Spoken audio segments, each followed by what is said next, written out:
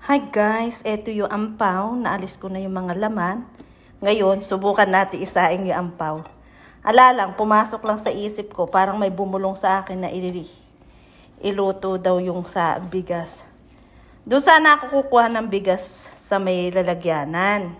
Kaso, parang may bumulong na isaing ang ampaw. O di isaing natin ang ampaw.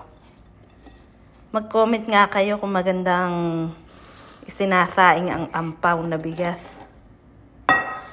Ayan yung orange. Ngayon subukan natin iluto ang ampaw. Ayan, ayan. Luluto natin yan. Ayan. Nakain ko na iba, yung mga handaan din sa rep. Ngayon, basta naisip ko lang, parang may bumulong sa akin na iluto ang ampaw. Parang pumasok sa isip ko.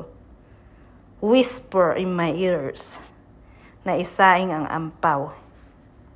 Marami po akong bigas parang someone whisper in my ears na isaing ang ampaw. Baka sabihin wala akong bigas, marami akong bigas. Kaya ito lang isasaing ko. Try natin iluto ang ampaw.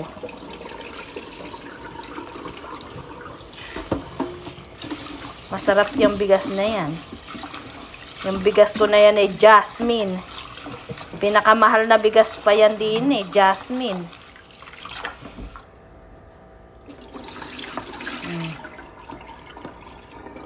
30 minutes lang yan, luto na yan. Dati nung nagsasaing ako, laging nahihilaw. May nagsabi sa akin, sabi ni tatay, kung ano yung takal ng bigas, yun din ang takal ng tubig. Hindi mahihilaw. Sinubukan ko nga, hindi nga. Saing-saing lang.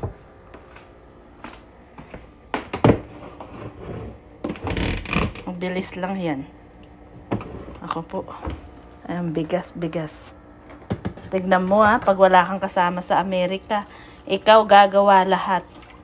Luto mo, linis mo, pagkakain, ikaw pa rin. Naku.